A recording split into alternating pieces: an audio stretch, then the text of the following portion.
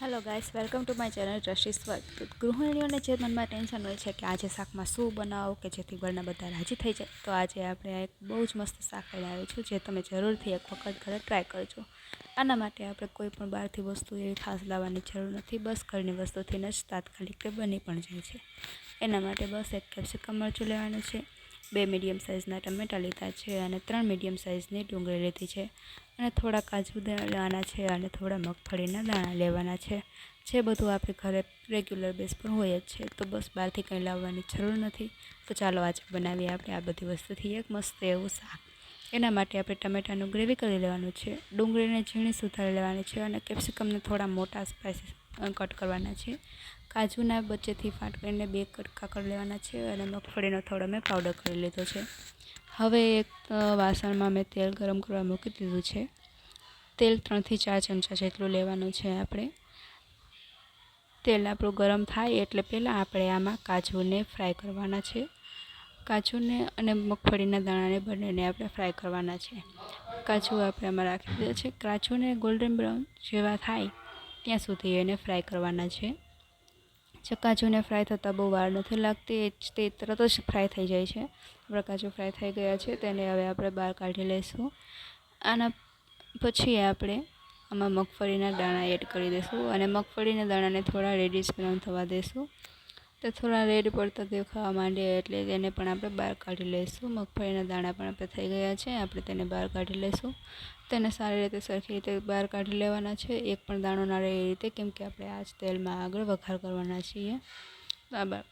Ready થઈ ગયા છે કાજુ અને મગફળીના દાણા। તો હવે આપણે આમાં તેલમાં રાઈ, જીરું અને હિંગ નાખી દઈશું અને પછી આમાં આપણે ડુંગળીને લઈ લઈશું, વઘાર કરી દઈશું।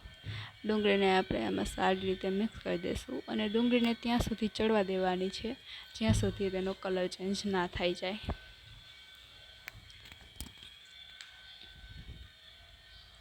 આપણે તેને સારી રીતે હલાવતા રહીશું। ગેસની ફ્લેમ હાઈ જ રાખવાની છે, તેને ધીમી નથી કરવાની અને ડુંગળીનો કલર ચેન્જ થવા દેવાનો છે। તેને સારી રીતે ચડવા દેવાની છે ડુંગળીને।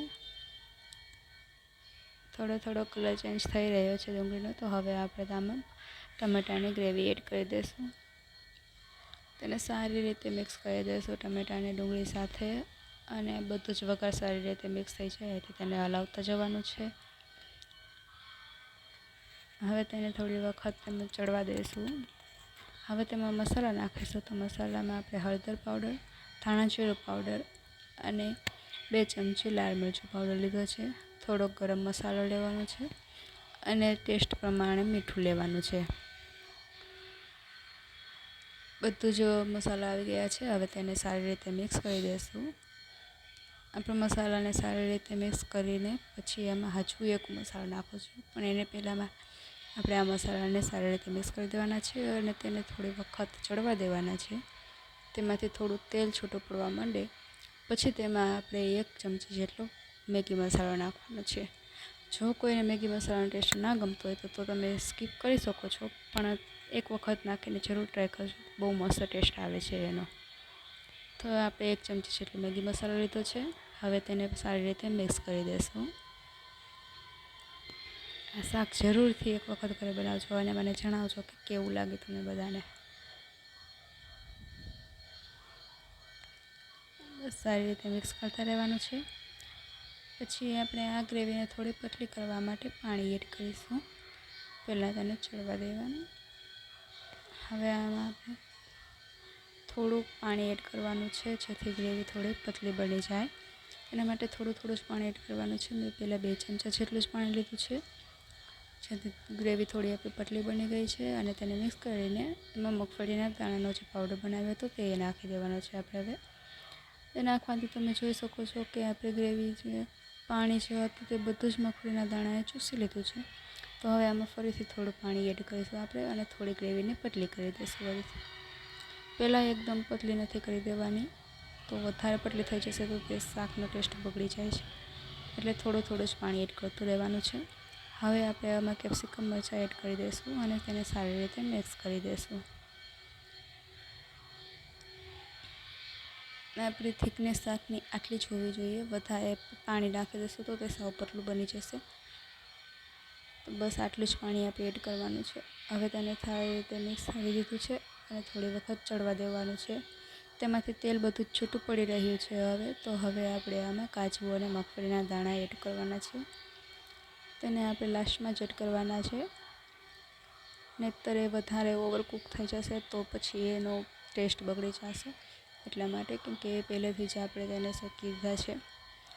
હવે તેને બધી જ વસ્તુને સારી રીતે મિક્સ કરી દેવાની છે અને થોડી વખત શાકને ચડવા દેવાનું છે. બસ આપણું શાક તૈયાર થઈ ગયું છે.